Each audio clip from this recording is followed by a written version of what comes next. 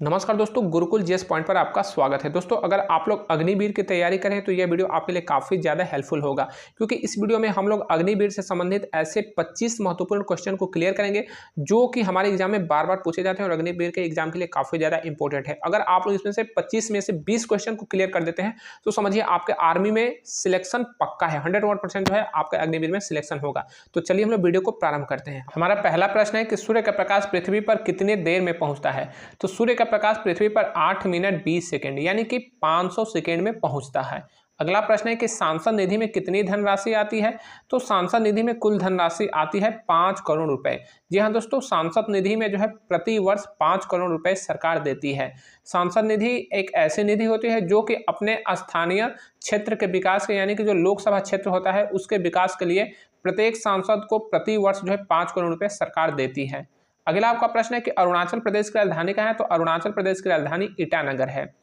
कुल अक्षांश रेखाओं की संख्या कितनी है। तो कुल अक्षांश रेखाओं की संख्या है 90 + 90 यानी कि 180 अक्षांश रेखाएं हैं और एक जो है बीच में जो 20वां रेखा पड़ता है उसकी संख्या यानी कि टोटल जो है 181 है। कुल अक्षांश रेखाओं की संख्या कितनी है। तो 181 है। अगला आपका प्रश्न है कि सूर्य का तापमान किस यंत्र द्वारा नापा जाता है। तो सूर्य का तापमान जो है पायरोमीटर द्वारा नापा जाता है। अगला प्रश्न है कि विटामिन सी की कमी से कौन सा रोग होता है। तो दोस्तों ये बहुत ही जो है इंपॉर्टेंट क्वेश्चन है, बार बार यह जो है अग्निवीर के एग्जाम में पूछा जाता है कि विटामिन सी की कमी से कौन सा रोग होता है, विटामिन बी की कमी से कौन सा होता है, विटामिन ई की कमी से कौन सा रोग होता है, विटामिन के की कमी से कौन सा होता है और विटामिन ए की कमी से कौन सी रोग होता है। तो यह जो क्वेश्चन है विटामिन सी की कमी से कौन सा रोग होता है, तो इसका आंसर हो जाएगा स्कर्वी रोग। अगला आपका प्रश्न है कि आचार्य की उपाधि किसे प्राप्त है। तो आचार्य की उपाधि जो है वह चाणक्य को प्राप्त है। जी हाँ दोस्तों, चाणक्य को आचार्य की उपाधि प्राप्त है। अगला प्रश्न है कि 1 केबी में कुल कितने बाइट होते हैं। तो 1 केबी का मतलब कि 1 किलो बाइट में कुल कितने बाइट होते हैं। तो 1 किलो बाइट में कुल 1024 बाइट्स होते हैं। जिस तरह से किलोग्राम जो है मात्रक है उसी तरह से किलो बाइट भी जो है मात्रक है और यह जो है कंप्यूटर साइंस का क्वेश्चन है। तो 1 किलो बाइट में जो है 1024 बाइट्स होते हैं। जिस तरह से केबी होता है, एमबी होता है, जैसे कि कोई जो हमारा पिक्चर होता है वह एमबी में होता है और जीबी भी होता है, जैसे कि हमें डेटा मिलता है 1 जीबी। तो 1 जीबी डेटा में ना जो है 1024 एमबी होता है। अगला आपका प्रश्न है कि सीआरपीसी का फुल फॉर्म क्या होता है। तो सीआरपीसी का फुल फॉर्म होता है criminal procedure code. Criminal procedure code जिसको हिंदी में हम लोग कहते हैं आपराधिक प्रक्रिया संहिता, अपराध प्रक्रिया संहिता। दोस्तों अब यह जो है सीआरपीसी पुराना हो गया, अब इसके स्थान पे जो है बीएनएस आ गया है, भारतीय न्याय संहिता। अगला आपका प्रश्न है कि भारत का स्वर्ग किसे कहते हैं। तो भारत का स्वर्ग जो है जम्मू कश्मीर को कहा जाता है। भारत में कुल कितने जिले हैं।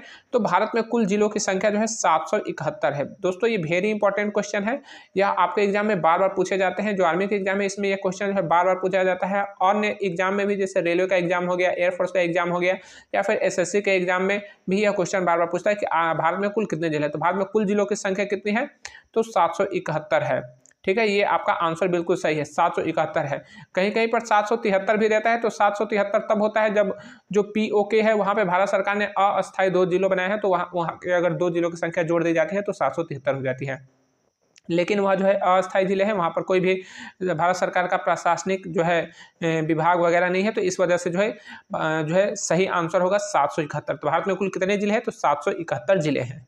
अगला हमारा प्रश्न है कि एहिते अधिक धर्म नहीं दूजा, सादर सास ससुर पद पूजा। इसमें दूजा शब्द का क्या अर्थ है। तो दोस्तों यह जो है रामायण से क्वेश्चन है, जो रामचरितमानस है उसमें यह चौपाई है और इसमें जो है हिंदी से क्वेश्चन बना है। तो इसमें दूजा शब्द का क्या अर्थ है। तो दूसरा, ठीक है, दूजा शब्द का अर्थ होता है दूसरा। देश का प्रथम नागरिक कौन सा होता है। तो देश का प्रथम नागरिक जो है राष्ट्रपति होता है। राष्ट्रपति जो है हमारे भारत देश का प्रथम नागरिक होता है। अगर प्रश्न आता है कि गांव का प्रथम नागरिक कौन होता है, तो देश का प्रथम नागरिक राष्ट्रपति होता है, लेकिन गांव का प्रथम नागरिक जो है ग्राम प्रधान या फिर मुखिया का ही या फिर सरपंच होता है। अगला आपका प्रश्न है कि एनएसजी का आदर्श वाक्य क्या है। तो एनएसजी का आदर्श वाक्य है सर्वत्र सर्वोत्तम सुरक्षा। सर्वत्र सर्वोत्तम सुरक्षा। एनएसजी का फुल फॉर्म क्या होता है। तो national security guard. National security guard जो कि प्रधानमंत्री, राष्ट्रपति और भी जो बड़े बड़े जो विदेशों से जो आए हुए मेहमान होते हैं उनकी सुरक्षा जो है एनएसजी के कमांडो करते हैं। एनएसजी बहुत ही बेहतरीन सुरक्षा प्रदान करते हैं। इसका आदर्श वाक्य है सर्वत्र सर्वोत्तम सुरक्षा। अगला प्रश्न है कि श्री राम के पिताजी का क्या नाम था। तो श्री राम जी के पिताजी का नाम था महाराज दशरथ। जी हाँ दोस्तों, जो महाराज दशरथ थे वो श्री राम जी के पिताजी थे।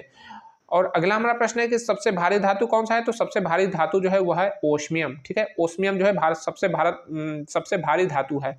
थल सेना का पश्चिमी कमान कहाँ है, तो देखिए थल सेना का पश्चिमी कमान जो है चंडीगढ़ में है, ठीक है। थल सेना का पश्चिमी कमान कहाँ है, तो चंडीगढ़ में है। आप लोग जो है आर्मी के अगर तैयारी करें, अग्निवीर की तैयारी करें, तो आपको जो है तीनों सेनाओं के सैन्य कमांड का पता होना चाहिए। आर्मी, एयरफोर्स और नेवी के। आर्मी में कुल 7 कमांड है, एयरफोर्स में भी कुल 7 कमांड है, जबकि नेवी में केवल 3 कमांड है, पूर्वी कमांड, पश्चिम कमांड और दक्षिण कमांड। अगर क्वेश्चन आता कि जो है तीनों सेनाओं का हेडक्वार्टर का है, तो तीनों सेनाओं का हेडक्वार्टर आर्मी, एयरफोर्स और नेवी तीनों सेनाओं का हेडक्वार्टर है नई दिल्ली में। अगला आपका प्रश्न है कोंकण रेलवे का मुख्यालय क्या है, तो कोंकण रेलवे का हेडक्वार्टर जो है नवी मुंबई है। राज्य का सबसे बड़ा प्रशासनिक अधिकारी कौन होता है, तो राज्य का सबसे बड़ा प्रशासनिक अधिकारी राज्य का मुख्य सचिव होता है, ठीक है। यहाँ पर प्रशासनिक अधिकारी पूछा है, तो सबसे बड़ा प्रशासनिक अधिकारी होता है राज्य का मुख्य सचिव। अगर कहता है कि राज्य का सबसे बड़ा पुलिस अधिकारी कौन होता है, तो राज्य का सबसे बड़ा पुलिस अधिकारी डीजीपी होता है, ठीक है, पुलिस महानिदेशक होता है। अगला आपका प्रश्न है कि महाभारत के लेखक कौन है, तो महाभारत के लेखक है महर्षि वेद व्यास। अगला आपका प्रश्न है कि लोहा और पारा में किसका घनत्व अधिक होता है, तो लोहा और पारा में जो घनत्व अधिक होता है उसको पारा में होता है, ठीक है। तो पारा जो है ये लोहा से भी ज्यादा घना होता है। एनसीसी का फुल फॉर्म क्या होता है, तो एनसीसी का फुल फॉर्म होता है नेशनल कैडेट कॉर्प्स, ठीक है। ये आपका जो है बार बार क्वेश्चन पूछता है, आर्मी के अग्निवीर एग्जाम हो या फिर नेवी या फिर एयरफोर्स का एग्जाम हो या फिर एसएससी जीडी का एग्जाम हो, इसमें बार बार क्वेश्चन पूछता है कि एनसीसी का फुल फॉर्म क्या है, क्योंकि एनसीसी जो है वो हमारे आर्मी से जुड़ा हुआ है। तो एनसीसी का फुल होता है national cadet corps. India Gate कहाँ है, तो इंडिया गेट जो है नई दिल्ली में है। शिक्षा हर बुराई को दूर करने की अचूक दवा है, यह किसका कथन है, तो शिक्षा हर बुराई को दूर करने की अचूक दवा है, यह ईश्वर चंद्र विद्यासागर जी का कथन है। आप लोग प्रमुख कथन और नारे को भी याद कर लीजिएगा, क्योंकि यह क्वेश्चन बार बार पूछे जाते हैं एग्जाम में। बेकिंग सोडा का रासायनिक नाम क्या है, तो बेकिंग सोडा का रासायनिक नाम है सोडियम बाइकार्बोनेट। Sodium bicarbonate. और इसका जो है रासायनिक सूत्र क्या होता है, तो रासायनिक सूत्र होता है NaHCO3, ठीक है। NaHCO3 इसका रासायनिक सूत्र होता है और यह जो है इसका रासायनिक नाम है। अगला हमारा प्रश्न है कि मकर रेखा किस गोलार्ध में है, तो मकर रेखा जो है दक्षिणी गोलार्ध में है, ठीक है। जो पृथ्वी को 2 गोलार्ध में बांटा जाता है, उत्तरी गोलार्ध और दक्षिणी गोलार्ध, तो मकर रेखा दक्षिणी गोलार्ध में है, जबकि कर्क रेखा जो है उत्तरी गोलार्ध में है। अगला प्रश्न है कि जल सेना दिवस कब मनाया जाता है, तो जल सेना दिवस जो है 4 दिसंबर को मनाया जाता है, ठीक है। 4 दिसंबर को जो है जल सेना दिवस मनाया जाता है। जबकि अगर क्वेश्चन आता कि जो है वायु सेना दिवस कब मनाया जाता है, तो वायु सेना दिवस जो है वह मनाया जाता है आपका 8 अक्टूबर को। अगला आपका क्वेश्चन है कि जल सेना का रियर एडमिरल थल सेना के किस अधिकारी के समकक्ष होता है, तो जो जल सेना का रियर एडमिरल होता है वह थल सेना के मेजर जनरल के समकक्ष होता है। आप लोग आर्मी, एयरफोर्स और नेवी के जो पद होते हैं, जो पोस्ट होते हैं, जो अधिकारियों के, जो जिसको कमीशनड रैंक कहा जाता है, उसको ठीक से याद कर लीजिएगा, क्योंकि क्वेश्चन आ जाता है। जैसे इसमें पूछा है थल सेना का रियर एडमिरल, हो सकता है कि थल सेना का यहाँ लिख दे कि जो है जनरल जो है जल सेना के किस अधिकारी के समकक्ष होगा, तो आपको जो है पता होना चाहिए कि किस पद में कौन सा पद जो है सबसे बड़ा है, कौन सा पद सबसे छोटा है। तो आप हमारे इसी चैनल पे जाके इस वीडियो को देखेंगे तो आपको जो है सारी जानकारी मिल जाएगी, तीनों सेनाओं के समकक्ष पद के बारे में जानकारी मिल जाएगी। अगला आपका प्रश्न है कि 75 जिले किस राज्य में है, तो इसे हमें कमेंट बॉक्स में बताइएगा कि 75 जिले किस राज्य में है। मिलेंगे अगले वीडियो में, तब तक के लिए जय हिंद।